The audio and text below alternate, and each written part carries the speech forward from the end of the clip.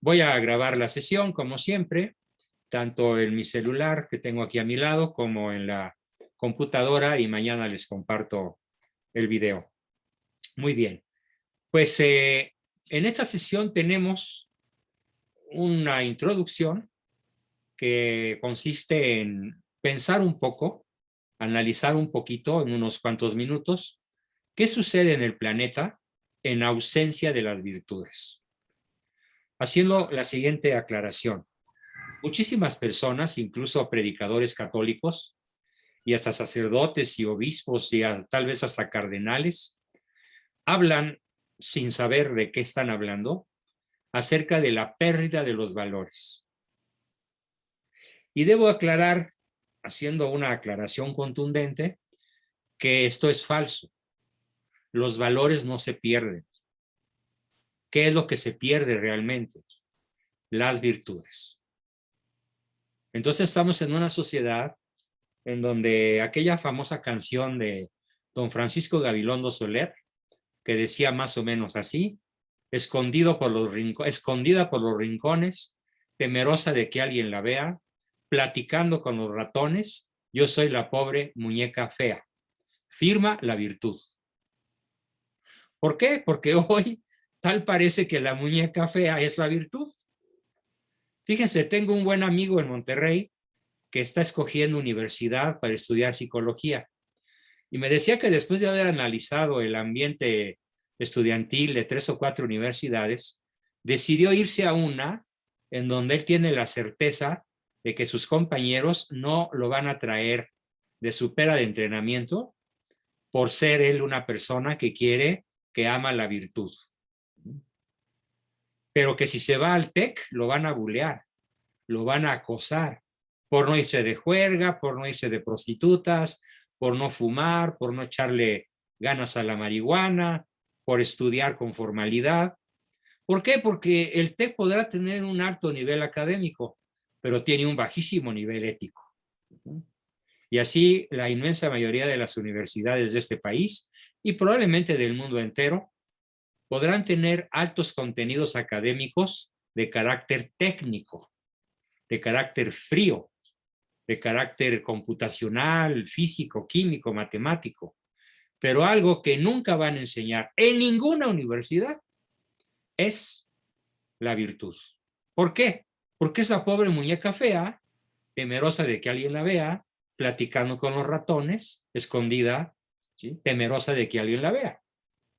Como nos platicaba aquella hermosa canción de Cricri, de don Francisco Gabilondo hace como 60 años, ¿no? Y que ahora pues como que ya no se escucha. Entonces, la pobre muñeca fea, en su ausencia, ¿qué ha provocado? A ver, alguien que encienda su micrófono y me diga, ¿qué provoca en el planeta Tierra la pérdida, la desvinculación respecto de las virtudes? ¿Qué se produce en ausencia de la virtud? ¿Quién me dice algo? La decadencia. La decadencia de la sociedad, muy bien. El vicio. A ver, Humberto. El vicio. El vicio. ¿Qué otra cosa? Como más concreta, más específica, más en detalle. El pecado. El pecado, ¿sí? Pero el pecado tiene nombres. Y la sociedad actual sufre algo que se llama azotes del tercer milenio. ¿Cómo qué azotes del tercer milenio estamos sufriendo hoy?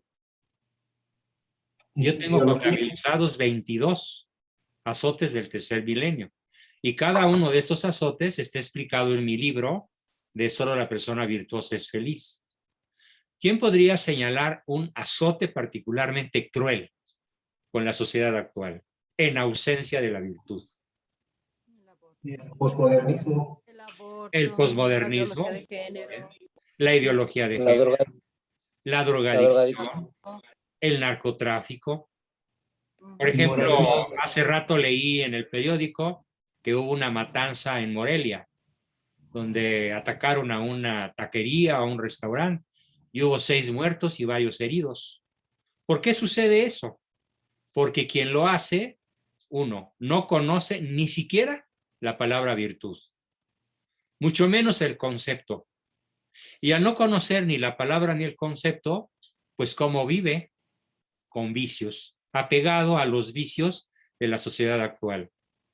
Entonces, los azotes no son tema para hoy, son tema para próximas sesiones, en donde vamos a analizar cada uno de los vicios que se desprenden de la pérdida de las virtudes.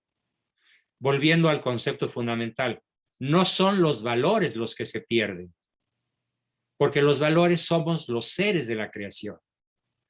Mientras haya alguien que exista, mientras haya algo que exista, hay un valor. Desde la partícula más pequeña del universo, que curiosamente se llama la partícula de Dios, así le pusieron los científicos europeos, esos que están checando los experimentos que se hacen en el CERN, CERN, que es un acelerador de hadrones que mide como 400 kilómetros de circunferencia, donde hacen chocar partículas subatómicas entre sí a la velocidad de la luz. Y así es como ellos descubrieron una partícula infinitesimal, mucho más pequeña que un electrón, y le bautizaron con el nombre de la partícula de Dios o con el nombre de su descubridor, un señor de apellido Higgs, H-I-G-S. Entonces, desde esa mini partícula hasta Dios, pasando por toda la escala de los seres, somos los valores. Los valores somos quienes existimos en cualquiera de sus reinos. El reino humano, el reino animal, el reino vegetal, el reino mineral, que son los 4 grandes reinos. No son 3, son 4, porque el reino humano no es el reino animal. Aunque tengamos algo de animales, en realidad formamos un reino aparte al reino animal estrictamente considerado. Entonces, todos los seres somos los valores. Los valores no se pierden, ahí están. ¿Qué es lo que sí se pierde? Ojo, el vínculo con los valores, sobre todo con los valores superiores. Al perder el vínculo con Dios, al perder el vínculo con la familia, al perder el vínculo con la esposa o el marido, al perder el vínculo con los hijos, al perder el vínculo con los seres más valiosos que nos rodean, se introduce desde luego el vicio. Y de modo más puntual, más particular, se introduce ese término que quiero que se empiecen a aprender todos y que vamos a analizar con mucho detalle, que se llama los azotes del tercer milenio. Narcotráfico, prostitución, drogadicción, alcoholismo, desintegración familiar, corrupción en el mundo de la política y en el mundo de las empresas, ¿sí? Hambre. En el planeta Tierra, solamente 1/4 parte de la humanidad se alimenta bien. Otra 1/4 parte de la humanidad se alimenta mal. Y casi la mitad de la población mundial, que según acabo de ver en una hoja de datos impresionantemente exacta, ya somos 7.900 millones de personas, de las cuales comen mal la mitad. Y la mitad de esa mitad tiene hambre. No solo hambre y sed de justicia, que es una hambre tremenda de esta época, sino hambre de alimentos, de esos que a nosotros, gracias a Dios, nunca nos hacen falta. Y por lo tanto podemos considerarnos privilegiados, porque todos los que estamos aquí, ¿qué tenemos? Tenemos 6 bienes invaluables: casa, vestido, sustento, diversión, recreación y educación. Somos millonarios. Somos mega ricos, si consideramos lo que realmente tenemos. Bueno, pero hay una mitad de habitantes del planeta que carecen de todo esto. No tienen techo, no tienen comida segura, no tienen educación, no tienen agua fácilmente conseguible, no tienen diversión ni tiempo para ella, etcétera. Son los pobres que claman justicia al cielo. ¿Y de dónde se origina este brutal azote? Por supuesto que cuando el Pejelopostli dijo de dónde se origina, pues no paré de reírme como durante 3 horas, ¿no? Además, miren el burro hablando de orejas, ¿no? Hay un video formidable de Carlos Doré de Mola, donde le dice a este homúnculo de Palacio todo lo que va a tener que ir a decir a la ONU de corrupción en su persona y en su gobierno. Él dice que va a ir a hablar a la ONU del azote de la corrupción que causa la pobreza. No, señores, la corrupción no causa pobreza. Lo que causa pobreza es la intencionalmente mal distribuida riqueza de la tierra. Porque una persona que gana honestamente, como Jeff Bezos, o como el dueño de Microsoft, o el dueño de lo que quieran, de Tesla, una persona que se embolsa 40,000 millones de dólares al año y que no hace, cuando menos con la mitad de su capital, obras de beneficencia mundial para restringir la pobreza, está cometiendo una injusticia que clama al cielo. Porque como lo vimos en la sesión pasada, nadie tiene derecho a lo superfluo mientras millones de personas carezcan de lo estrictamente necesario. Así que hay que ver con mucho detalle en próximas sesiones de dónde se originan los azotes de ese tercer milenio en los cuales estamos sumergidos de gran forma, de terrible y dramática manera. Bien, entonces, por eso es tan importante el concepto de virtud, porque su ausencia nos desvincula de los valores de orden superior, que son Dios, patria y familia y vida. ¿De qué se desvincula el vicioso? Se desvincula de Dios, se desvincula de su familia, se desvincula de su patria y se desvincula de la vida para instalar la cultura de la muerte. Y celebrar, como lo dicen la Hillary Clinton y Obama y el homúnculo de Palacio y todas acá las tribus que hoy, las hordas que hoy malgobiernan México, el derecho al aborto es un derecho sacrosanto. ¿Por qué lo sostienen así? Porque se han desvinculado de los 4 valores primordiales para instalar azotes, como el azote del aborto, contra la humanidad. En esa misma página que estudié en detalle, ¿saben cuántos abortos van en el mundo en lo que va del año? Échenle una cifra. Carlita. Y vamos en 36 millones. 36 millones de abortos en lo que va del año. ¿Sí? Por cierto, esta página me la dio a conocer Carla, que es la que acaba de platicar. Bien. Y a una velocidad asombrosa ocurre un aborto cada segundo o más. ¿Sí? ¿Cómo se da este fenómeno?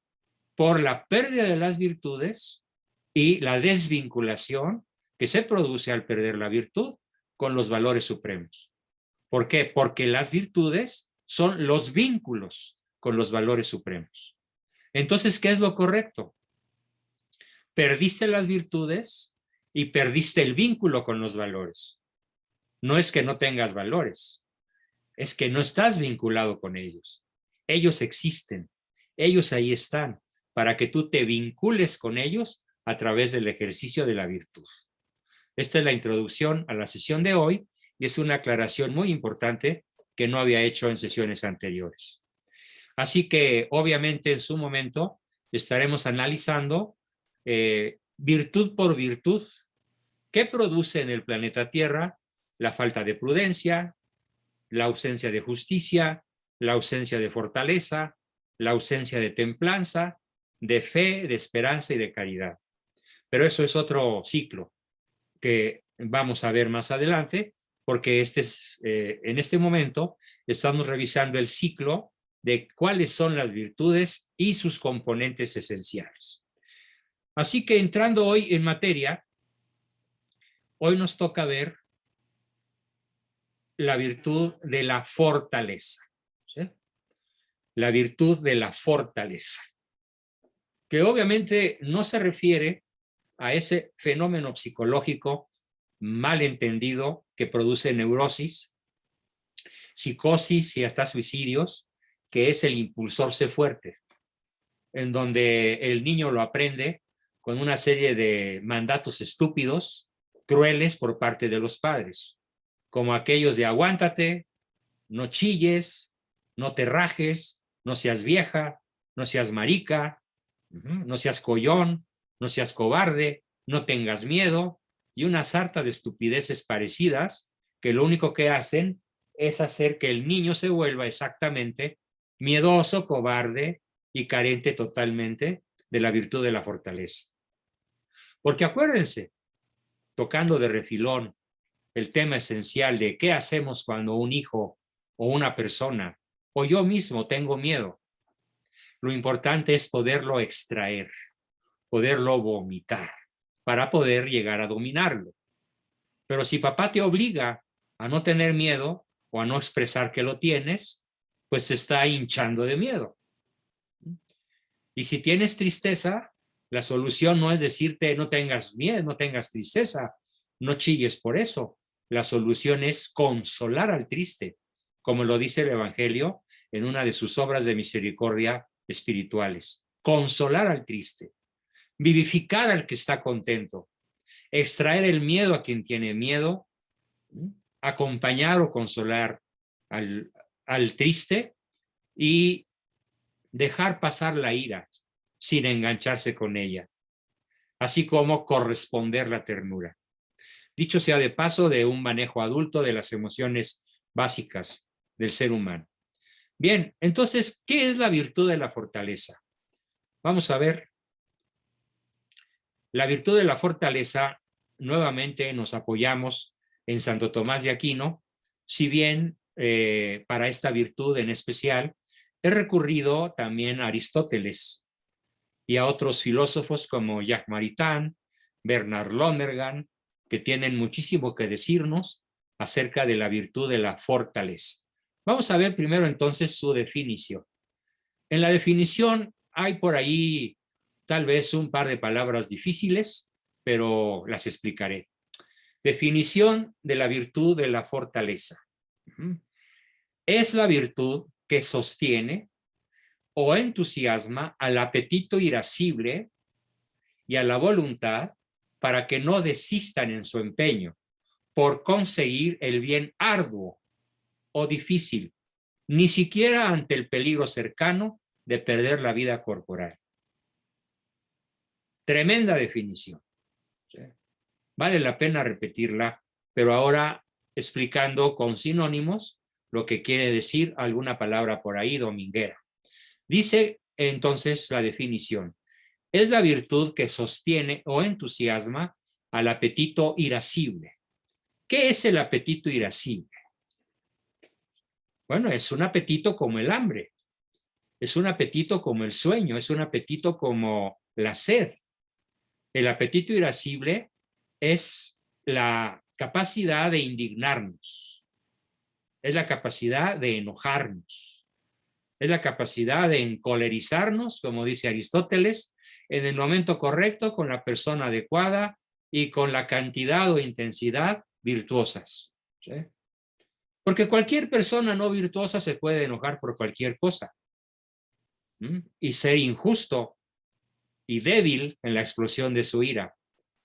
Pero la persona que se enoja y se indigna de la manera adecuada, con la persona conveniente y en el momento y en la cantidad correctas, está ejerciendo virtuosamente su apetito irascible.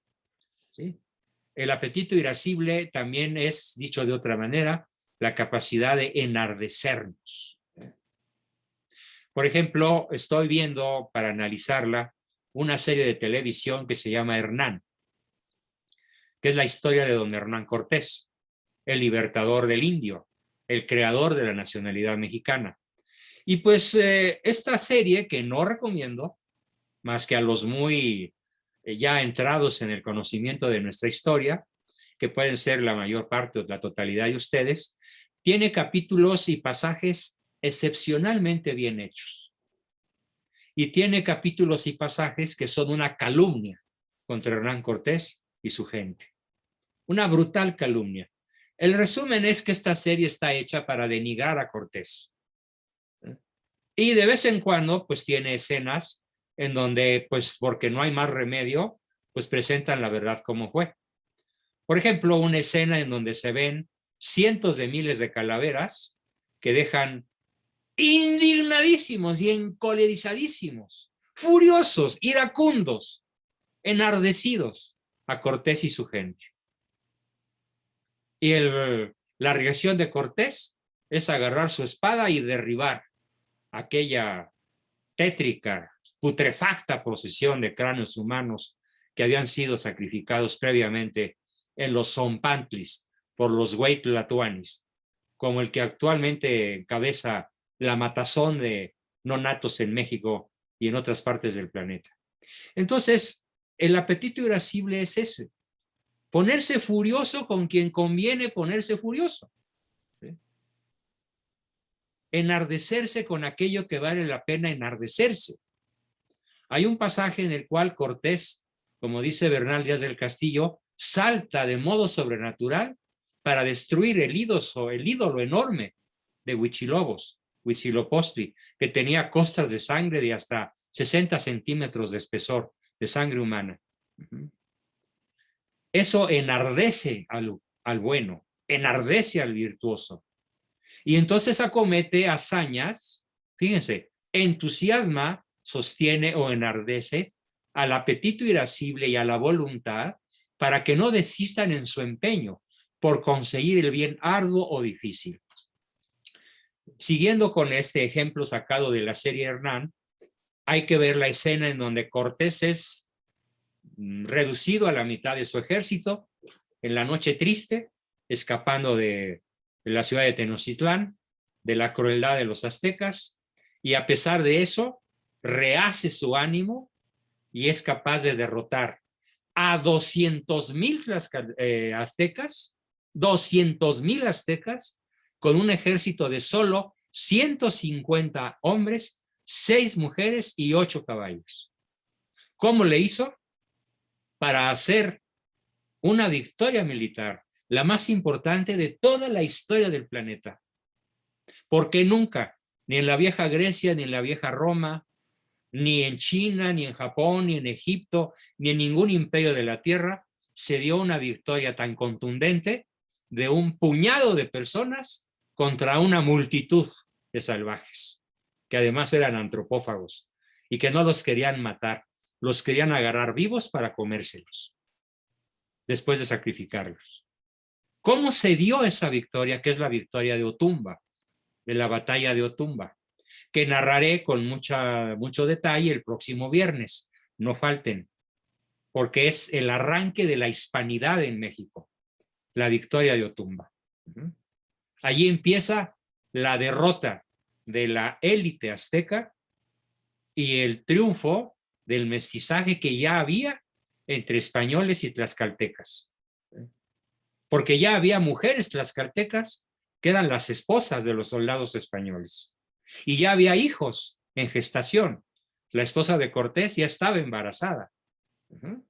Y ella pelea como cualquier varón, junto con otras 5 amigas que estaban en el ejército de Cortés. ¿Qué virtud necesitaron? La fortaleza. Para no desistir de la meta a lograr, aunque hubiera un peligro inminente de muerte. Como lo narra Cortés y Bernal Díaz del Castillo y Francisco González de Gomara y otros muchísimos historiadores de la época, yo he hecho un resumen para platicárselos el viernes con mucho detalle y mucha pasión. Es formidable esa victoria que marca el triunfo de la hispanidad. ¿Y en qué se basó el triunfo de la hispanidad? En la fortaleza de Cortés y de sus hombres y sus mujeres, y de sus aliados tlaxcaltecas, hombres y mujeres también, y algunos adolescentes y probablemente incluso niños. Entonces, fíjense, ahora ya cobra sentido. Virtud que sostiene o entusiasma el apetito irascible y la voluntad para que no desistan en su empeño por conseguir el bien arduo o difícil, ni siquiera por el peligro cercano de perder la vida corporal. Esa es la fortaleza. Ahora díganme ustedes, ¿cuánto existe en la juventud actual esta virtud? e incluso entre los adultos o entre las personas de mi edad. Sin temor a equivocarme, estoy absolutamente convencido de que es la virtud más ausente de todas. Por eso ahora a los millennials se les llama la generación de cristal, ¿sí? O como decía mi mamá cuando yo era niño, cuando alguno de nosotros chillaba por cualquier cosa injustificada, nos decía, pareces un niño de azúcar, ¿sí? Es la generación de azúcar cristalizada y por lo tanto tremendamente frágil, ¿sí? De hecho, hoy la inmensa mayoría de los profesores, no les llamo maestros porque no lo merecen, profesores de las escuelas primarias, secundarias, prepas y hasta alto nivel de posgrado, temen muchísimo frustrar a sus alumnos. Los padres de familia temen muchísimo frustrar a sus hijos. Con un no ante un capricho, ante la posposición de una necesidad, con un no a un privilegio excesivo. Entonces, ¿cómo se consigue en la niñez la virtud de la fortaleza? Con un principio formidable que se llama frustración no agresiva.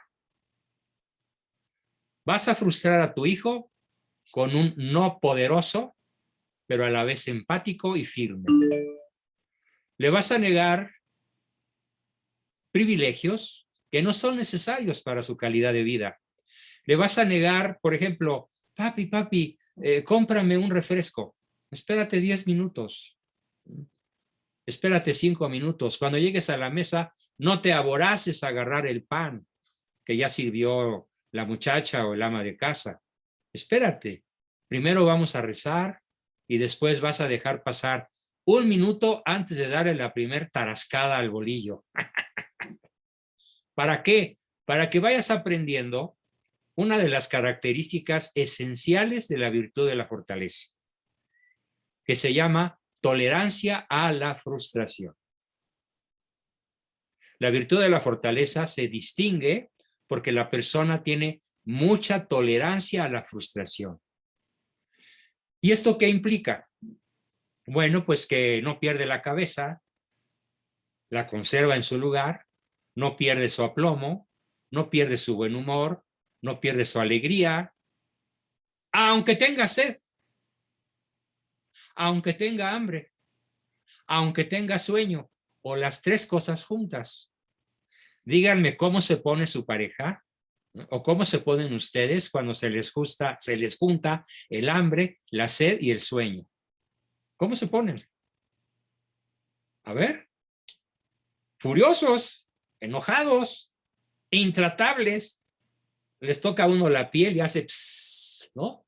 Como si estuvieran ardiendo. Y además lo justifican.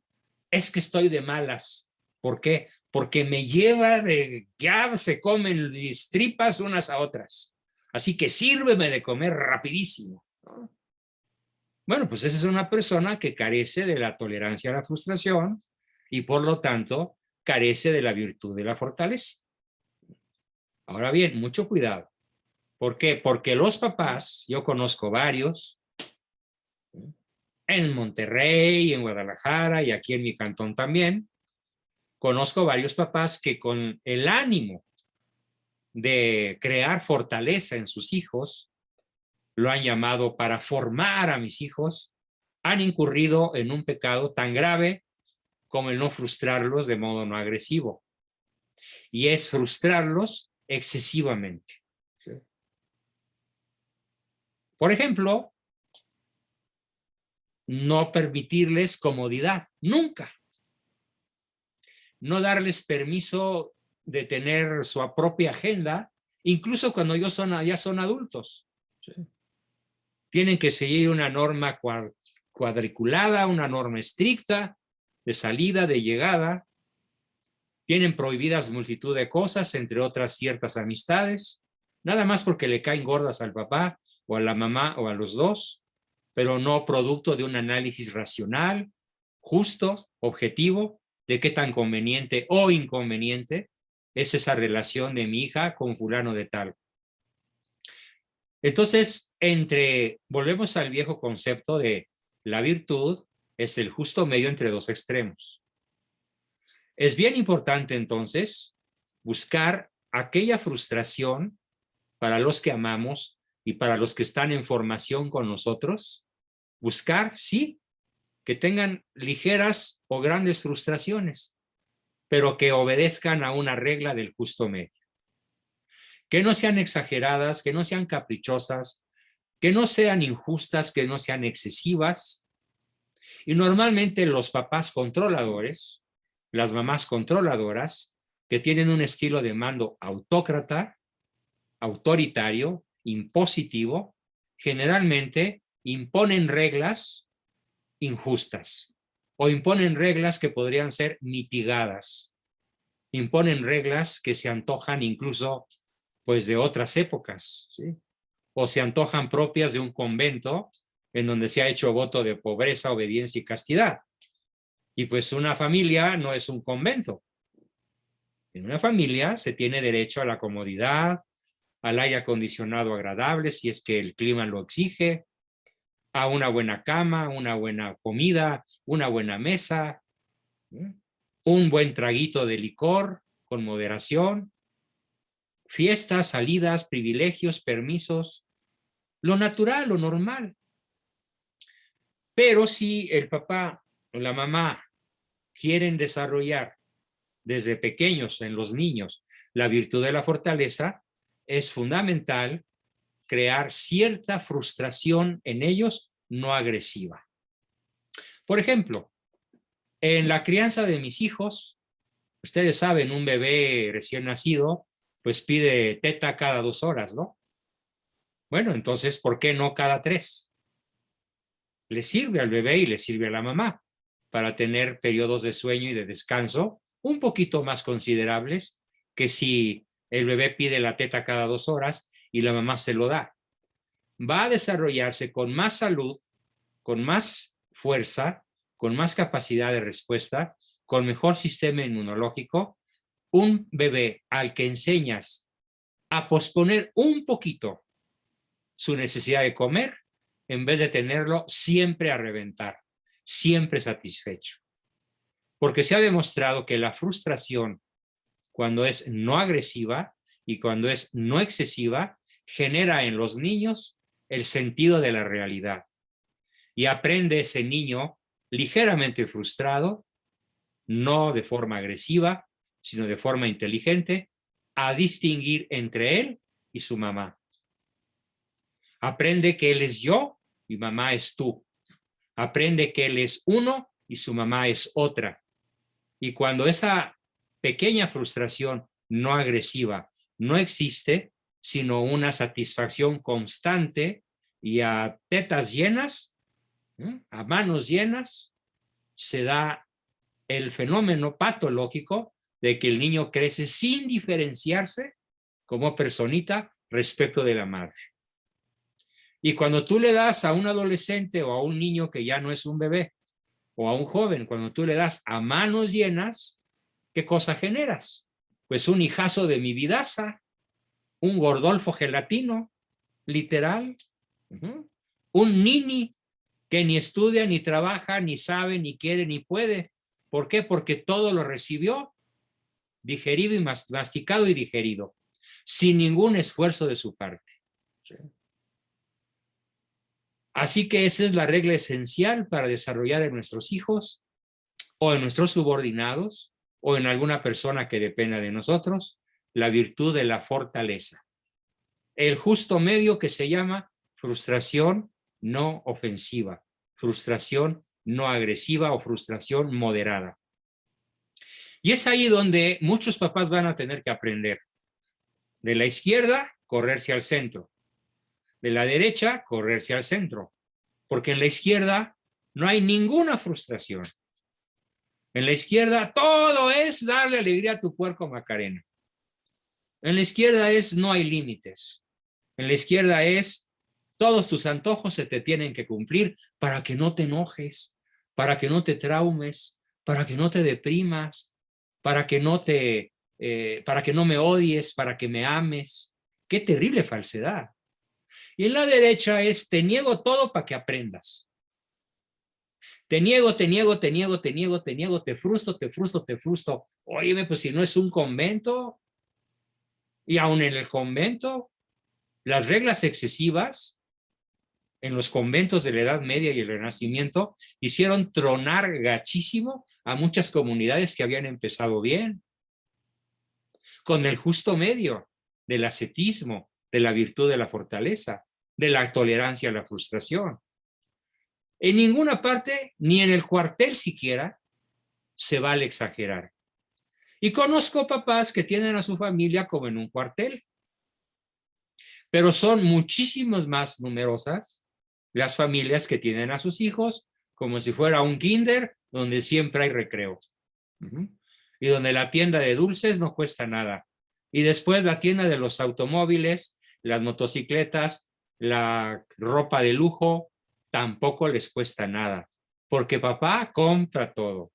¡Qué error tan terrible! ¿Tú quieres un hijo virtuoso? Vas a tener que aprender a decirle no muchas veces. Claro, ya lo hemos dicho, con suavidad exquisita en el modo y firmeza absoluta en el fondo. Pero revisa tus reglas. Revisa la rigidez en la que puedes estar cayendo. Revisa el afán de control que puedes estar exagerando. Revisa la autocracia perseguidora con la cual puedes estar imponiendo reglas que no van a formar, que van a deformar a la criatura y la van a convertir en un niño eternamente resentido, enojado contra sus padres, sobre todo contra el padre controlador o la madre manipuladora, pero principalmente contra el padre controlador, autócrata o impositivamente formador, pero en realidad deformador de su prole. Bien, ¿cuáles son los actos o funciones de la fortaleza? Para esto les voy a pedir que se imaginen dos animalitos del zoológico o de la selva. Imagínense, por favor, un tigre. ¿Cuál es la característica principal del tigre? Más que del león, o del puma, o del jaguar. El tigre se define como el animal más acometivo de la selva. Es el más acometivo. ¿Sí? Más acometivo que un gato montés, que una hiena, que un león, que una pantera, que un jaguar. Es el tigre de Bengala. Imagínenselo, por favor. Y al mismo tiempo, imagínense una tortuga, pero no una tortuga pequeña. Imagínense una tortuga galápago, que pesa hasta media tonelada. Sí, pesa 500 kilos una tortuga galápago. Y se le puede parar encima a un elefante. Y la tortuga se mueve con todo y elefante. Imagínense estos dos animales al mismo tiempo, en una misma persona, que es dueña de la virtud de la fortaleza. Entonces esa persona, ¿cómo es? Es un tigre acometivo y es una tortuga resistente. Entonces, ¿cuáles son las dos características o las dos funciones de la fortaleza? Acometer y resistir. Volviendo a la serie Cortés, Hernán Cortés, cuando él está rodeado de 200,000 caníbales armados de hondas que manejan con una precisión extraordinaria. De hecho, una pedrada le toca a Cortés en la cabeza y le hace un hoyo en la cabeza, al grado de descubrir las cortezas cerebrales. Es una herida de la que tardó mucho tiempo en sanar. ¿Sí? Rodeados por esa turba de caníbales, ¿cuál es el acto de la fortaleza? Resistir. Y Cortés ordena: resistid, mis valientes. ¿Sí? Resistir, resistir, resistir. Pero en una de esas, como lo narraré en detalle el viernes, ve la oportunidad de acometer por un hueco en las filas de los caníbales. Y acomete por ahí. Y esa acometida, después de resistir, lo lleva a la victoria. Los dejo picados para que sepan en qué consistió esa acometida de Cortés con sus 8 caballeros que le quedaban vivos. Tenía 8 caballos y con esos 8 caballos, él más Cristóbal de Olid, Juan de Sandoval, Gonzalo de Fulano y así. Después les daré los Cristóbal de Olid, por ejemplo, acomete y logra la victoria. Pero ¿cuál fue el secreto? El secreto militar, que por cierto se lo sopló una mujer, doña Marín, la Malinche. ¿Sí? Así que con toda justicia podemos decir que la Malinche es la mamá de México. Literal, porque es la primera mujer que tiene un niño mestizo, don Martín Cortés, y es la mujer que aconseja a Cortés desde su desembarco hasta la victoria en Tenochtitlan.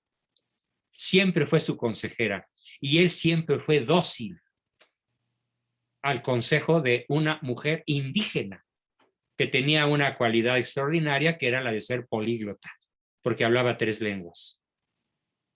Bien, entonces, acometer y resistir son las 2 funciones de la virtud de la fortaleza. Acomete para la defensa del bien, no acomete por cualquier cosa. La virtud de la fortaleza es virtud cuando acomete en la defensa del bien. El bien de la salud, el bien de la vida, el bien de la propiedad, el bien de la libertad, el bien de la patria, el bien de nuestro Señor Jesucristo, el bien de la iglesia. Cuando acometes en la defensa del bien, cualquiera que éste sea, siendo un bien honesto, estás realizando un acto de fortaleza. Y ahí tienes que ser un tigre.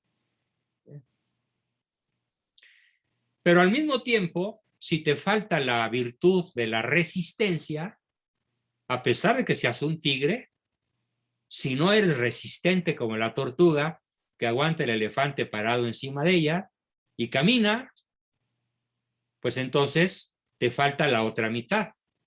Y si te falta la otra mitad, pues no estás completo y fácilmente puedes ser derrotado. Así que tienes que ser un tigre tortuga o un tortuga tigre. Una sola palabra, un solo concepto. Acometer y resistir, resistir y acometer. ¿Y cuántos de los problemas que ustedes me han consultado en su vida se podrán resolver de un golpe en el momento que decidan adquirir, practicar, vivir la virtud de la fortaleza? Ahora bien, decirlo es fácil, pero vamos a ver en dónde la puerca tuerce el rabo, dónde se complican las cosas. Porque la virtud de la fortaleza, de acometer y resistir, tiene que ir acompañada de cuando menos 6 virtudes, sin las cuales ni acometes ni resistes. Hoy las voy a enunciar y probablemente en la próxima sesión las voy a desarrollar. No, seguramente. Vamos a ver todavía que esto de acometer con firmeza, fíjense, resiste con firmeza los asaltos del mal. Cortés resistió durante horas enteras. Además es una batalla que dura más de 24 horas.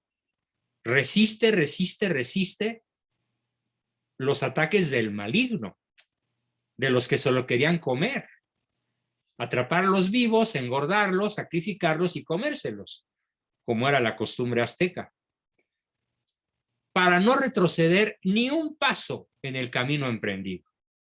Y en efecto, Cortés, pudiendo haber retrocedido, no retrocedió.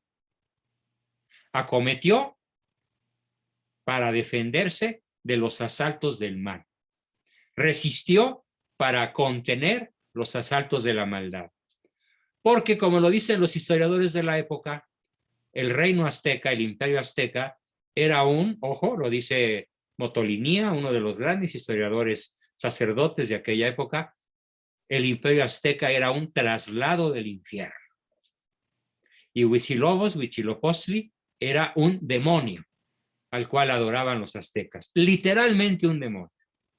No es licencia literaria describir a Huitzilopochtli como un demonio. Literalmente, los aztecas adoraban a Lucifer. literalmente. Además, la persona que es dueña de la virtud de la fortaleza, fíjense qué interesante concepto que nos da Santo Tomás, reacciona con serenidad y aplomo. Serenidad y aplomo en casos repentinos e imprevistos de peligro. Serenidad, tranquilo.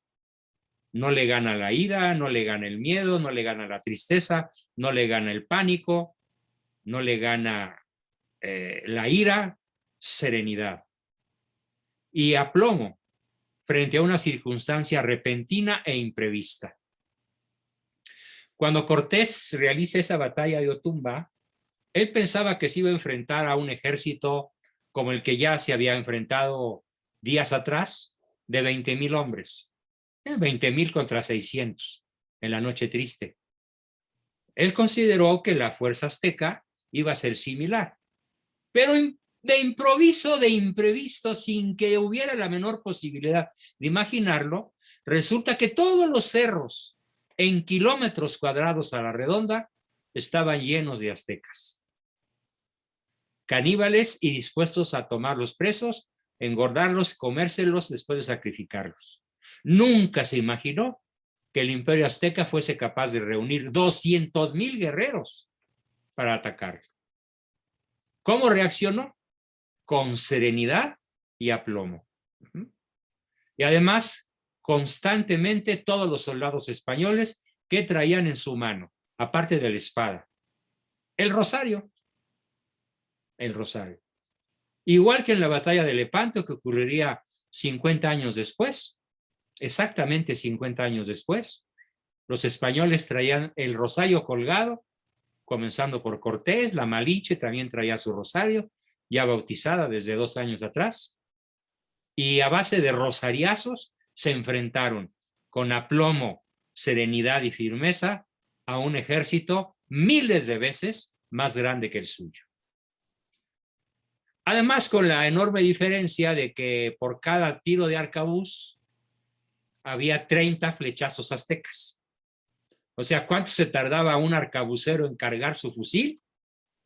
El mismo tiempo que un azteca se tardaba en disparar 30 flechas.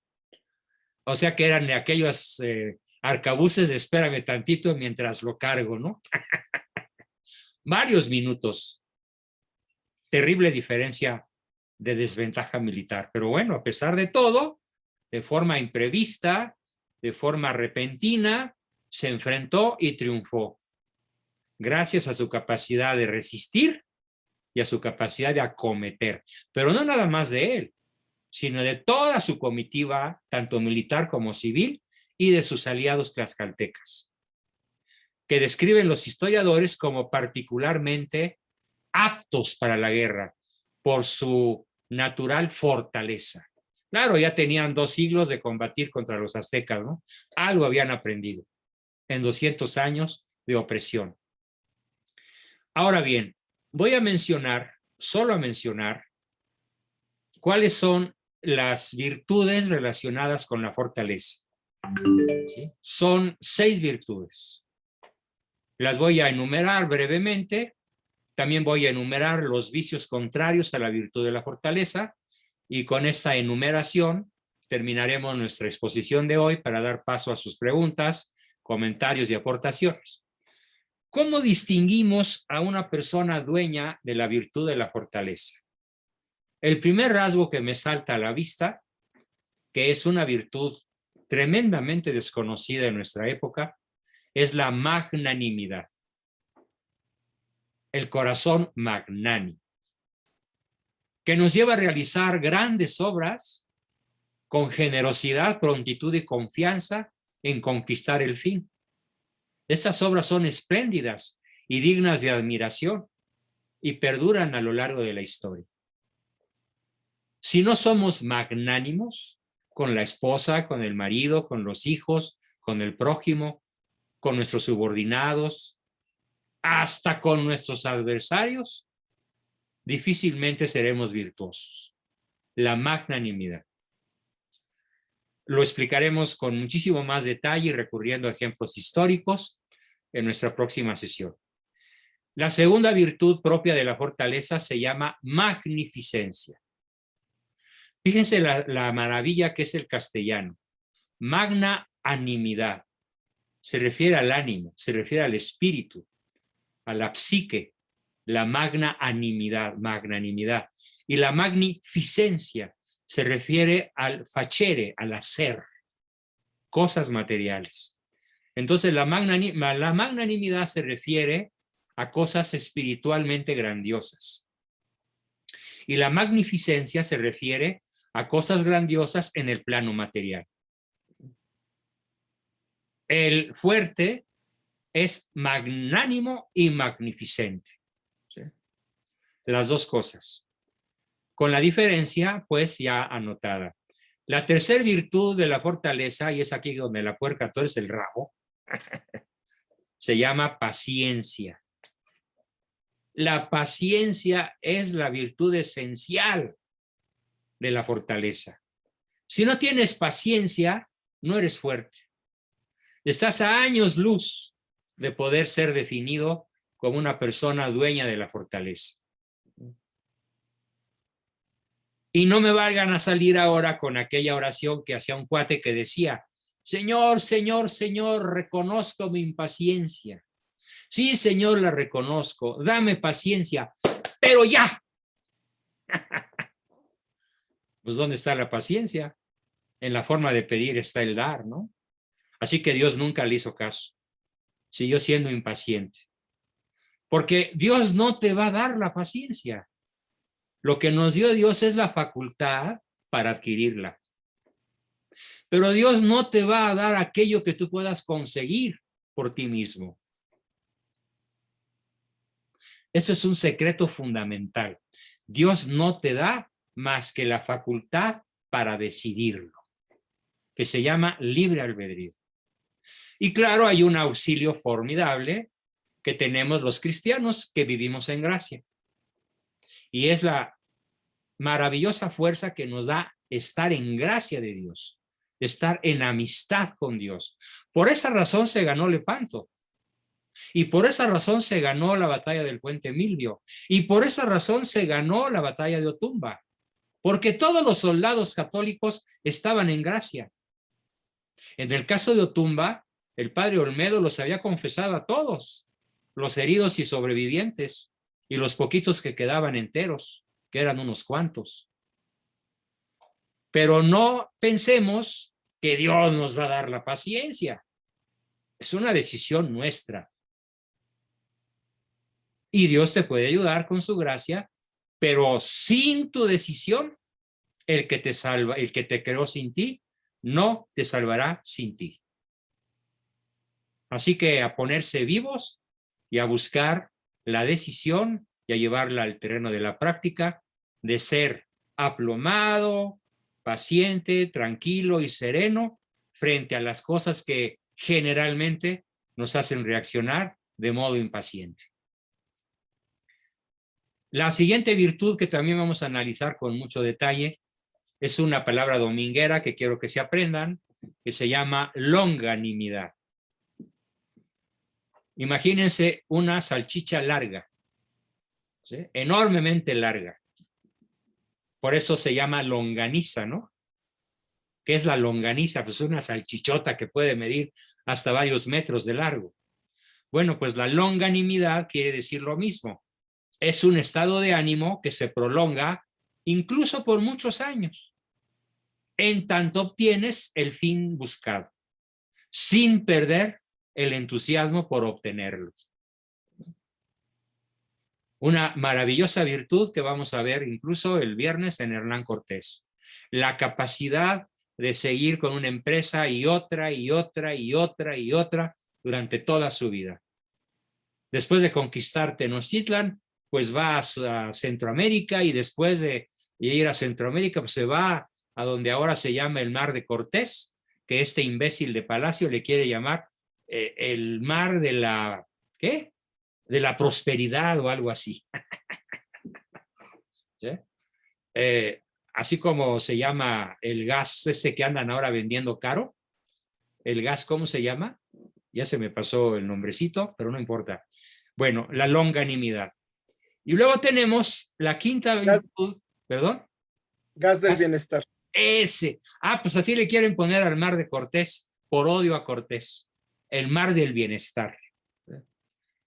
Bueno, la siguiente es la virtud de la perseverancia, que no es lo mismo que la longanimidad. Ya explicaremos en su momento detalladamente que la perseverancia nos inclina a persistir en el ejercicio del bien a pesar de la molestia que la prolongación de ese ejercicio nos procure. Y finalmente, una de las cosas más difíciles en el mexicano, la virtud de la constancia. Qué buenos somos para empezar algo. Y qué malos somos para coronarlo. Incluso en el deporte. México puede meter 2 goles y lo más probable es que le metan 3. ¿Por qué? Porque no fue constante. No fue perseverante. No fue longánime. Este partido termina hasta que termina, como dice el perro Bermúdez, ¿no? No, por ahí del minuto 80 creen que ya terminó, se echan para atrás y bye, ¿no? Incluso en muchos mundiales así ha sucedido. Porque no tienen paciencia, porque no tienen magnificencia, porque no tienen magnanimidad, carecen de la virtud de la fortaleza y entonces van a incurrir fácilmente en los vicios de la ausencia de la virtud de la fortaleza.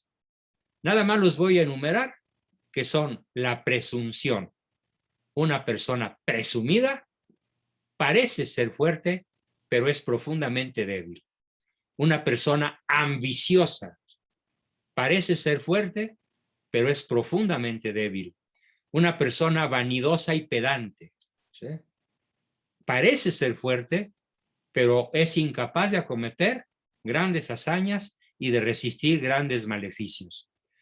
La vanagloria, ¿sí? La vanagloria, la pertinacia, ¿sí? Como hablando de la vanagloria, se me acordé de un ejemplo magnífico que le dijeron a Mohamed Ali, aquel famoso boxeador que toda su vida fue campeón hasta que le dio el mal de Parkinson.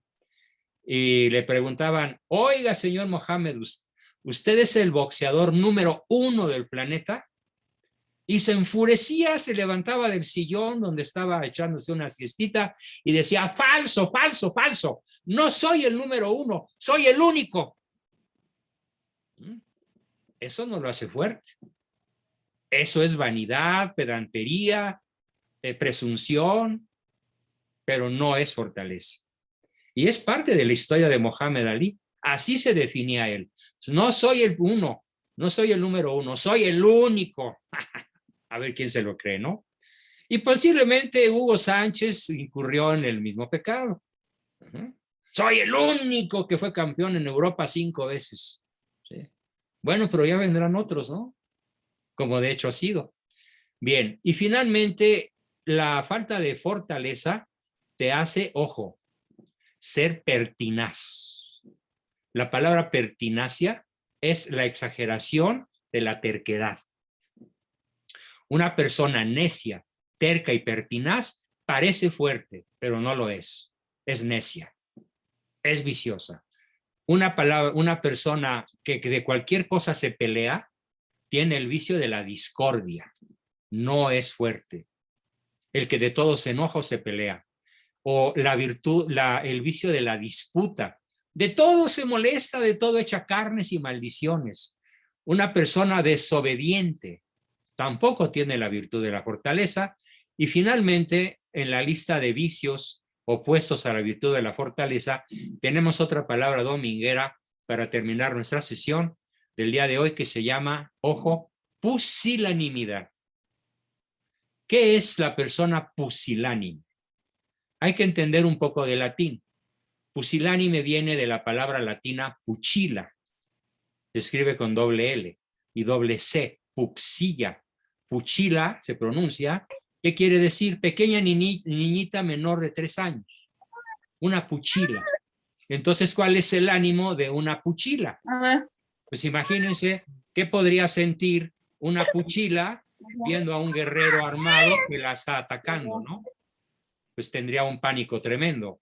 Entonces la persona pusilánime es una pequeña niñita que tiene pánico de un ratón, de una araña, de las sombras de la noche o de cualquier cosa que una persona fuerte no se va a espantar.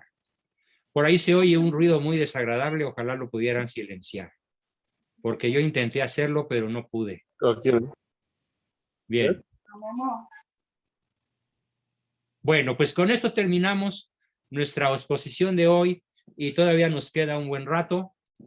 Todavía sigo solterito. Ya el sábado me voy de vacaciones con mi esposita de paseo, pero aprovechemos el rato para preguntas, comentarios, dudas, aclaraciones o aportaciones. ¿Quién quiere comenzar? Adelante, por favor. Buenas noches. Hola, Humberto Sarabia. Adelante, Humberto. Escuchando su exposición sobre la frustración, Sí. me viene a la mente un análisis A ver. con respecto a los extremos que usted planteó acerca de la frustración. Sí. O sea, la frustración inteligente. Cuando esto me lleva a pensar a mí que entonces aquí puede estar o aquí está la raíz del suicidio. ¿Por qué? Muy bien. Porque una persona bien. que no está entrenada o que no se ha entrenado en la frustración, ¿Se suicida? fácilmente se suicida. O sea, lo deja Es la novia, candidato al suicidio. lo deja la novia, se quita la vida. Claro. Un empresario que quiebra su empresa se quita la vida. Y al revés también, en el otro extremo, cuando ha recibido mucha frustración, solo frustración, también se por puede mismo quitar la resentimiento vida. se puede quitar la vida. Los ¿Es extremos así? se tocan, claro. Gracias. Excelente aportación, Humberto. Pero aparte de suicidarse, ¿qué otras cosas le pueden pasar a la persona que carece de tolerancia a la frustración? ¿Quién me contesta esa pregunta? Vamos, no se suicida, pero ¿qué sí le puede acontecer si carece de fortaleza? ¿No? A ver, Sí, ¿quién pues, me dice? Dan Lara. pues no sé, se hace un resentido. Es un resentido, pero hay algo peor. Desánimo. ¿Perdón? Desánimo. Peor que el desánimo, mi querido Ricardo. Sufre la enfermedad más numerosa del tercer milenio. La depresión. Depresión. La depresión es, dicho en lenguaje de las virtudes, la ausencia de la virtud, tolerancia a la frustración. El depresivo lo es porque no resiste los ataques del clima, del marido neurótico, del hijo desobediente, de la inseguridad del barrio, de la injusticia del salario, del fracaso en una empresa, de que hoy salió el día gris y lluvioso y con mucho frío. Es decir, cualquier fenómeno frustrante, el depresivo es incapaz de manejarlo con serenidad y aplomo y alegría. ¿Por qué? Porque no tiene tolerancia a la frustración. Entonces, ¿qué nos conviene aprender a todos los que estamos aquí y los que nos escuchen en años venideros? Nos conviene aprender alto nivel de tolerancia a la frustración, para lo cual es muy aconsejable que uno mismo sea el que se frustre.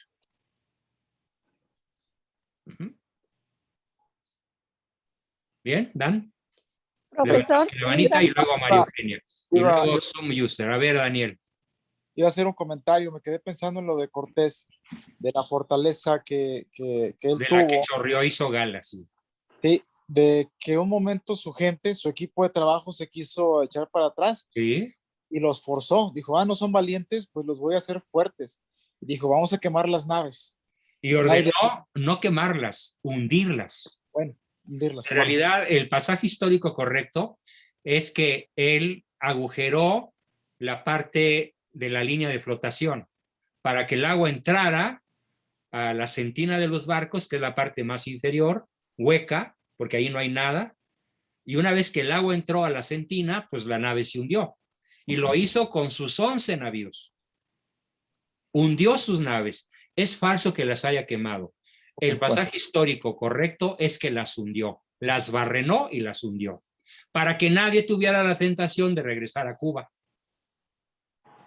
¿Sí? Bien, excelente. Así que quemen sus naves, amigos. Quemen sus naves, rompan el nudo gordiano o arrojen su espada del otro lado del río, como lo hizo Julio César para reconquistar Roma. Sus soldados no lo querían seguir, estaban aterrados de cruzar el Rubicón, que estaba crecido y helado. Y él, con todo y caballos, se mete a la corriente de 100 metros de ancho, tumultuosa, con bloques de hielo, y el ejército lo sigue y reconquista Roma.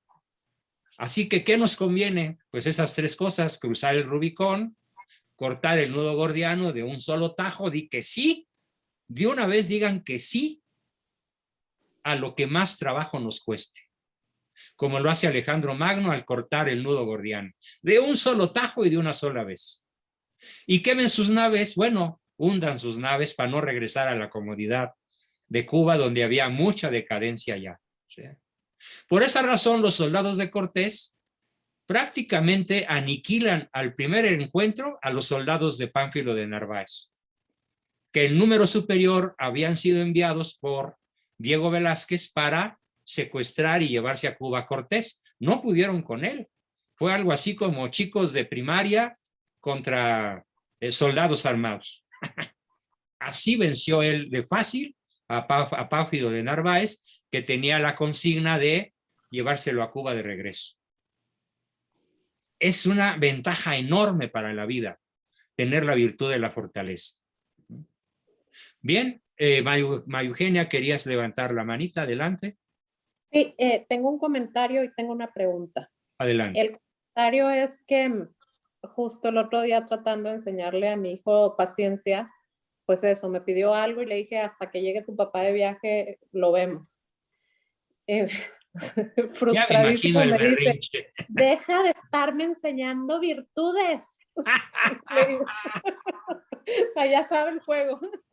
Y entonces lo que hice fue proyectarlo a futuro y de por qué estoy haciendo esto ahorita, Sí. para que él en el futuro tenga y haga, y, o sea, lo proyecté al futuro y me dijo: bueno, está bien, y ya se quedó más conforme.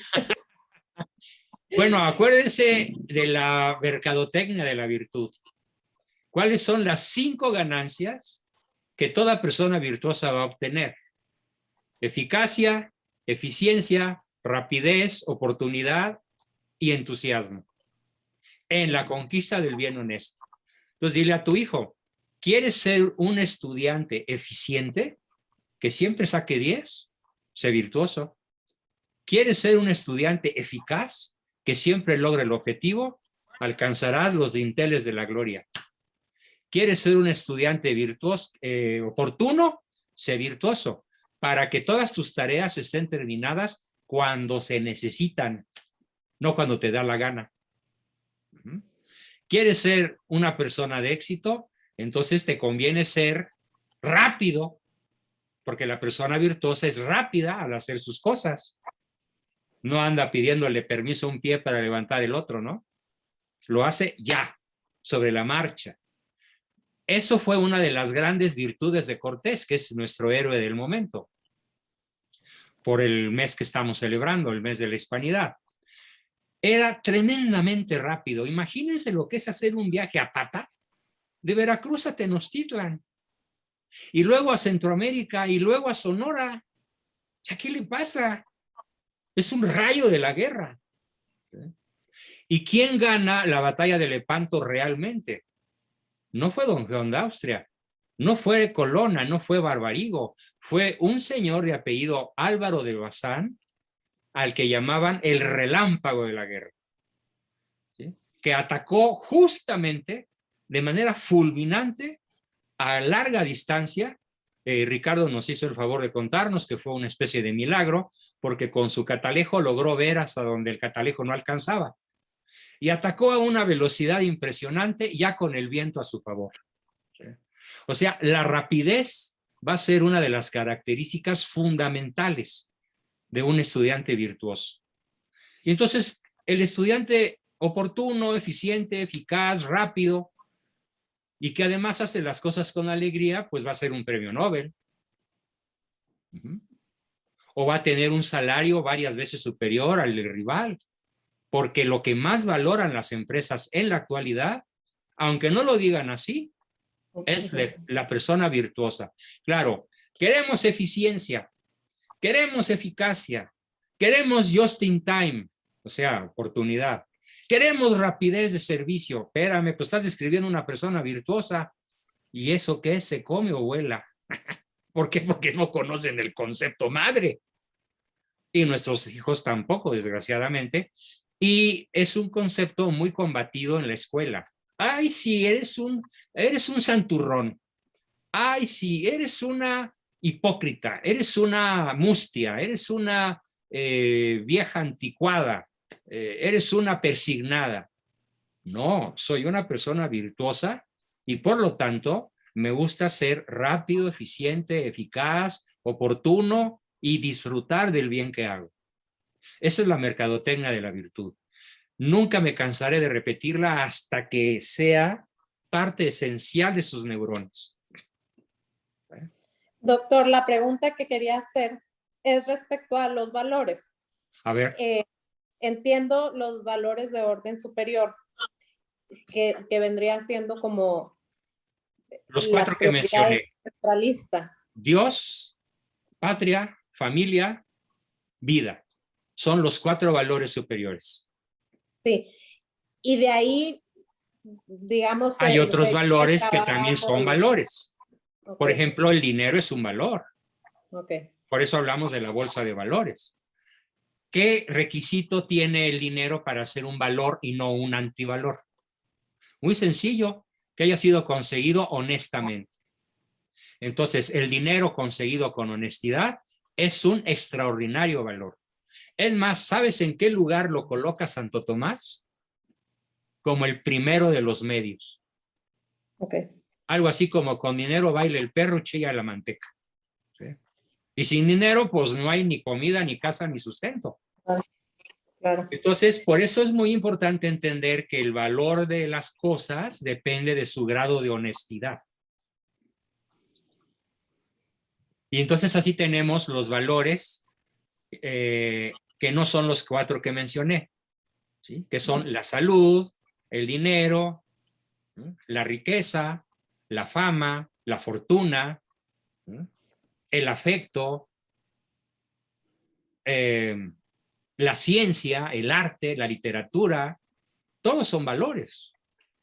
Pero entonces podría decirse que no es que haya carencia de valores porque precisamente los valores ahí están. Y no hay una prioridad errónea de los Exactamente, valores. O bien una desvinculación respecto de los valores fundamentales. Okay. O una vinculación viciosa. Por ejemplo, la vinculación viciosa con el dinero es el dinero mal habido. Es el dinero deseado y conquistado con trampas, mentiras y fraudes y corrupción. Entonces ahí no estamos hablando de un valor, sino de un contravalor o de un antivalor. ¿Sí? El placer conseguido de modo adúltero, de modo tramposo, con drogas, con violencia, con sexualidad desparramada, no es un valor.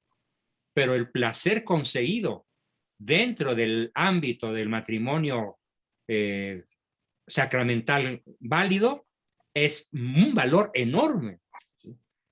Es un valor tan importante que ambos deben disfrutarlo. El valor de la sexualidad orgásmica y orgiástica en la pareja. Es un don de Dios. Es un regalo de Dios. ¿Sí? El placer sexual dentro de la relación sexual adecuada, ¿no? Pero cuando es una prostituta o una mujer ajena o pornografía o autoerotismo, pues se convierten en antivalores. ¿Bien? Correcto. ¿Quién más quiere participar, preguntar, sugerir, lo que gusten? Por ahí había otra manita. Yo una pregunta. Adelante, Marian Sosa, claro. ¿Es tu primera sesión, verdad, Marian? Sí, es mi primera sesión. Qué Me bien, dijeron qué bueno que quedaba muy buena. qué bueno que aceptaste mi invitación. ¿Qué te ha parecido la sesión? Cuéntame. No, pues estoy muy emocionada, muchas Ah, gracias. qué bueno. Que me pasaron Formidable. la liga y que pude Me participar. emociona tu emoción. ¿Qué quieres Sí, preguntar? pues yo tengo como más bien una duda de cómo hablar de esto con esta generación. Yo, sí, es que es todo un rollo que lo toman como ofensa, ¿no? Sí, es cierto, lo toman como ofensa, la generación de azúcar de cristal, ¿no? O cristal de azúcar. Ajá, Sí, de una yo, fragilidad horrible, nauseabunda. A mí me da asco encontrarme con un metrosexual, por ejemplo. sí, Oye, ¿cuánto es te todo un tardaste en rollo. arreglarte? No, pues 2 horas. Sí, literal. Eso sí, todo el placer, todo el gusto, todos los alifafes, todos los colguijes para su cuerpo y ninguno Ujú, para su espíritu. Frente a eso sí, estamos perdidos. sí, y bueno, yo soy soy chavita. Tengo Chavista, ¿en 20 qué años, se? Ah, tampoco chavita. No, es tan, que yo pensé adoradora tan de tequi, ¿no? Chávez, Pero sí. el tirano de Ah, Venezuela. Perdón, te escuché mal. Ah, muy bien, y chavita de pues noto 20 yo años. Qué en, bien, Marian, que tengas 20. Ponte a cantar aquello de primavera de mis 20 años, relicario de mi juventud, porque yo quisiera tener tu edad y mi experiencia, pero bueno, imposible, ¿no? ¿Qué más nos no, quieres pues sí. platicar, Marian? Es cierto, para tus compañeros de tu generación, hablar de esto es una ofensa. Sí, Es es más, muy problemático. es muy problemático. En las redes te llegan a acusar de crimen de odio. Sí, sí, es Era, bastante, pues, preocupante también y yo lo veo, ¿no? Con las personas de mi generación y incluso nos cuesta a los que vamos en contra de eso, uf, pues como, se bueno, tienen nos que mover como aíslan. gatos en Ajá, brasas al rojo vivo. sí, ujú, y ya es una oleada muy fuerte, o sea, son Es muy una pocos oleada los que masiva. Es como un masiva. tsunami, es un tsunami contracultural, exactamente, sí. Pero pues las personas valiosas de la historia sí hemos peleado contra molinos de Ujú, viento como el Quijote de la Mancha, ¿no? sí, Contra viento y marea. O sí, como los y salmones. Así que adelante, mis salmones. ¿Sabes cómo son los salmones? Remontan ríos caudalosos, enormes ríos caudalosos, sobre todo, por ejemplo, en Alaska, y van a poner sus huevitos donde nace el río. Por eso sí, esa especie es tan valiosa, tan bien valuada en el mercado. Eso es lo que hace el salmón para preservar su especie. Ir contracorriente para preservarse como especie no en extinción. ¿Ok? y se vuelven fuertes, muy Oh, fuertes. pues imagínate, ¿no? Ujú, Y lo transmiten genéticamente a todas sus generaciones posteriores, ¿no? Sí. Muy ujú. bien, pues bienvenida Mariana a tus 20 años, bienvenida a un grupo donde predominan los adultos, pero también hay por ahí algunos chiquillos que ya irás conociendo. Muy bien. Muchísimas Y gracias. tenemos a una dama y luego a Ricardo. Oliva, ¿qué nos quieres preguntar o aportar? Sí, profesor, en su clase de hoy me gustó mucho y me tenía presente una explicación que usted anteriormente nos dio sobre la, la prosperidad. No era la prosperidad. ¿Cómo es la otra palabra que no es prosperidad? Mm, La la verdad. providencia, la providencia. Ah, la proculvidere, la virtud de ver desde lejos para procurar bienes materiales y espirituales. Sí, correcto. Eso me venía a la mente durante su explicación, porque si recuerdo bien, usted decía la providencia, que La virtud de la nos da, providencia provee con muchos años de provee, anticipación. exacto, que en el momento que se ocupa, ya sea esa fortaleza, ahí está la providencia. Me venía a la mente, ¿será correcto ¿Es escribirlo también correcto? así? Y para ser Ajá, providente tienes que tener paciencia, porque la claro. persona impaciente generalmente es despilfarrada Ujú. y no mira al futuro. Y yo siento que a través de los años me ha venido esa virtud un poquito, no está al 100, ¿verdad? Pero sí creo que por ahí está. Excelente, Oliva, muy bien. Pues Sí, gracias por tu participación. Y tenemos, antes de que Ricardo tome la palabra, estaba yo pasando por alto una aportación muy importante de una pregunta que me hizo una querida amiga mía que todavía debe andar por ahí y que se llama Yurieli. ¿Andas por ahí, Yurieli? ¿O ya no estás? Parece que tuvo que desconectarse por algún motivo, pero bueno, le enviaré el video. Ella me hizo una pregunta de cómo le podemos hacer para que nuestros hijos adolescentes no contraigan relaciones tóxicas. Bueno, pues es muy sencillo. En esta sesión está la respuesta. Si tú tienes un hijo débil, se va a enredar con el primero que le diga mi alma, va a querer poner su casa aparte. O sea, la falta de fortaleza te lleva a crear de inmediato relaciones inconvenientes, que en psicología se llaman relaciones tóxicas.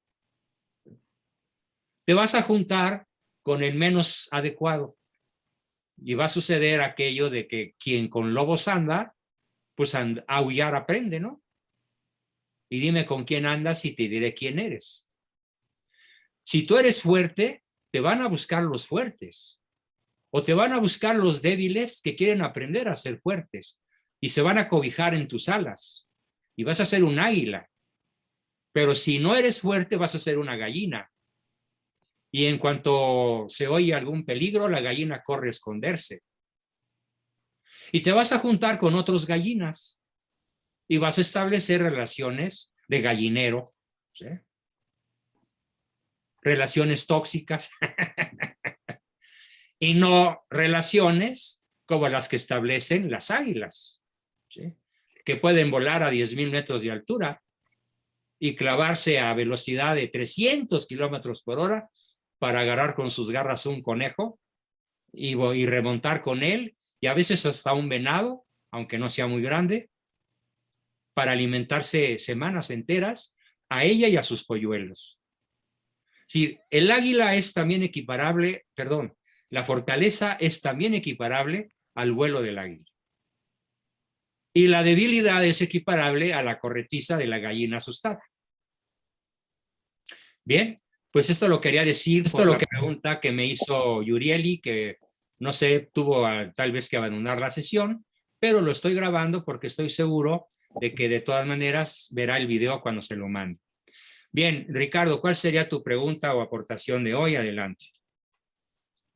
Bueno, para comenzar, buenas noches. Para Hola. continuar, usted mencionó los 4 principales valores: Dios, patria, familia y vida. Ahí, yo siento que faltarían libertad, esfuerzo y capacidad. Son virtudes. Y No son entonces, valores. O sea, la capacidad es una virtud. A ver, voy a silenciar al grupo, perdón.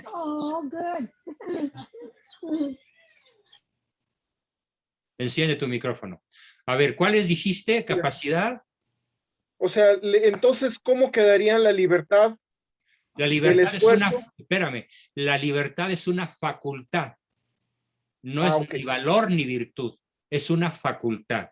¿Qué otras facultades tenemos? La inteligencia y la memoria. Inteligencia, memoria y voluntad son las 3 potencias que nos asemejan a Dios. Las puedes ejercer de modo virtuoso o las puedes ejercer de modo vicioso.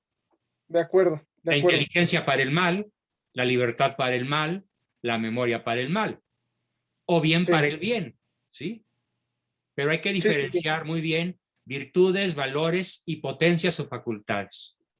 Ok, yo lo que estaba viendo es, bueno, de los elementos más importantes de la vida para mí sería Dios, patria, familia, vida, libertad, esfuerzo y capacidad.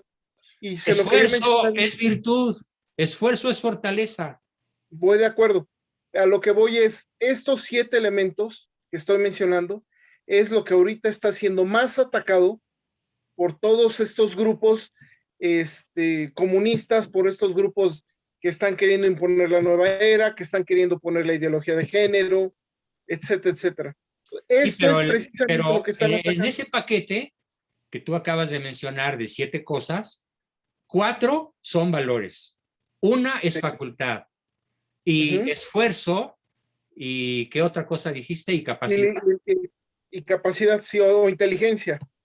No, bueno, es que la inteligencia, la capacidad es de diferentes formas. La capacidad puede ser intelectual, puede ser afectiva, puede ser psicomotriz.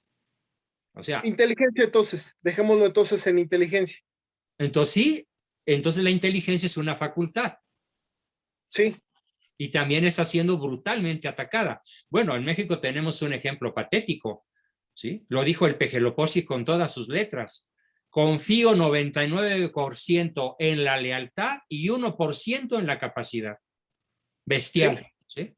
Se rodeó de analfabestia siendo el uno de ellos, ¿no? Tal vez el más brillante como analfabestia, ¿no? Sí. Y como perverso, que ataca el bien, la familia, la libertad, la vida, Dios. A ver, ¿cuáles son las obsesiones de la masonería para destruir? Dios, patria, familia, vida, libertad, esfuerzo e inteligencia. Exactamente. Son los adversarios de la masonería. Nada más que hay que aprender a llamarlos por su nombre. 4 valores, 2 facultades y una virtud. Sí. ¿Okay? Muy bien. Sí. Excelente aportación, Ricardo. Ya nos pusimos de acuerdo. Sí. De hecho, están atacando la esencia misma de la humanidad. ¿Cómo define Ratzinger la ideología de género? Como la última rebelión de la criatura contra el creador, pretendiendo erigirse a sí misma como un dios. Ahí está el ataque a todo lo que acabas de decir. ¿Sí? Inclusive hasta contra la propia naturaleza.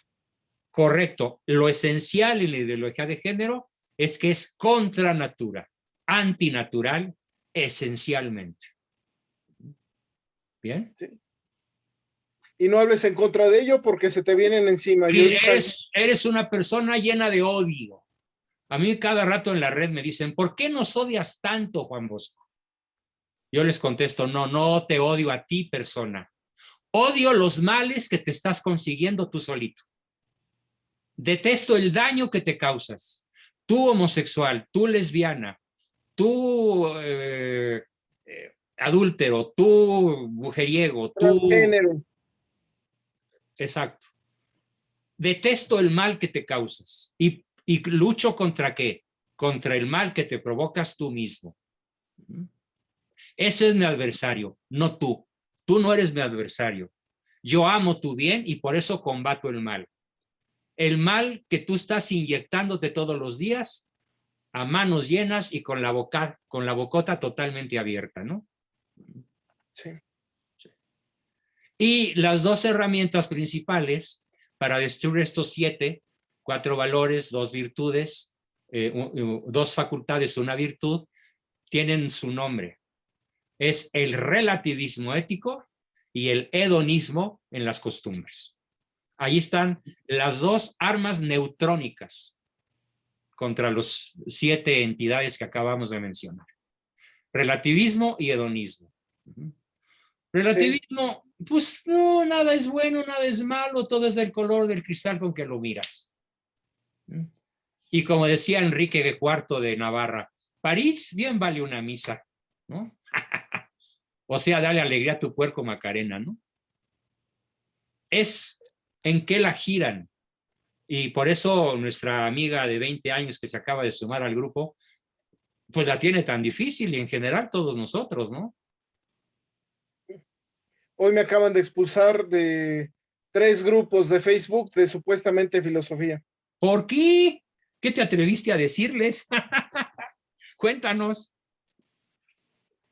Básicamente dije que la ideología de género era la mentira más elaborada para destruir al ser humano. En pocas palabras. Y se enojaron. Pues nada más se quede fuera. Nada más quede fuera. Más para afuera. Por atreverte a proclamar una verdad de a tonelada. Sí. Muy bien. Por cierto, de la carpeta que subí, les recomiendo, encontré a Greinhold Lagrange, bueno, es francés. Ese ya es Garrigou Lagrange. Exactamente. Garrigou Lagrange. Sí. Qué maravilloso autor. Sí. Se los súper recomiendo. De los grandes intelectuales franceses, de los más fieles hijos de la iglesia, Garrigou Lagrange. Sí. Que yo no sabía que lo habías aportado, mañana me lo echo. Muy bien. Ahorita llevo como 7 libros puestos de él. Mira qué bien. Y estoy pero maravillado, ahí se los recomiendo. ¿Cómo de no? verdad. Muy bien, Cierro. pues magnífico. Un último interventor, a ver, un último aportador o preguntón. Nos quedan unos minutitos todavía. ¿Quién quiere? Mario, tú querías preguntar algo probablemente. Adelante. ¿Qué opinión tienes de, ¿me escuchas? Sí, te escucho. De H.G. Wells. Pues mira, es un buen novelista, pero chafa. Éticamente chafa. Es el autor de La Guerra de los Mundos. Y también de la Máquina del Tiempo. Es muy superficial. No nos aporta valor ni virtud. Es divertido, te lo concedo, eso sí. Escribe bien, te lo concedo. Pero mira, en vez de perder tu tiempo con H.G. Wells, mejor te recomiendo a Tolkien, ¿sí? Un formidable autor converso, el autor del Señor de los Anillos, ¿sí? O a Carl S. Lewis, otro converso, autor de las Crónicas de Narnia. Son dos autores tremendamente maravillosos en su forma de escribir y que te aportan un valor agregado infinito de bien, verdad, belleza y unidad. Y que además son muy divertidos, mucho más que H.G. Wells. Y además déjame decirte que H.G. Wells participó con el Instituto Tavistock en la promulgación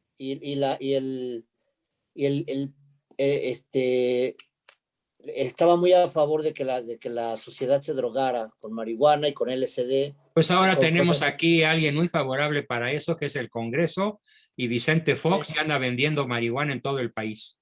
Así es. Ya tiene como unos 5,000 espectaculares de 20 metros de largo por 5 de alto, propaganda marihuana. Ya no se mide. El máximo descaro posible. Y dice que es un negocio honesto, porque la gente tiene libertad para drogarse o no, según su libre albedrío. Lo cual es es un silogismo falso. ¿Sí? Claro. Bien. Bueno, gracias. Gracias a ti, Mario. ¿Alguien más y nos vamos? Si ya no hay alguien más, pues nos despedimos. Hasta el próximo, viernes, en el taller de historia, donde estamos exponiendo sin costo exigido de mi parte, simplemente estoy pidiendo algún donativo, como se lo expliqué a Mario, para que el altar sirve del altar coma, ¿no? Porque sí andamos volando bajo. Ahí les encargo también su cuota de octubre, todavía me falta como la tercera parte del grupo. Yo tengo paciencia, si a alguien se le atoró la carreta, acuérdense, pueden platicar conmigo para desatorarla. Así que sean felices, sean virtuosos y nos vemos el viernes en el tema de la hispanidad. Sesión número 3 sobre la hispanidad. Gracias y hasta pronto. Buenas noches a todos. Buenas noches y gracias. Buenas noches, gracias. Gracias, doctor. Buenas noches. Hasta la próxima. Buenas noches. Muy buenas. Buenas noches. Muy buenas.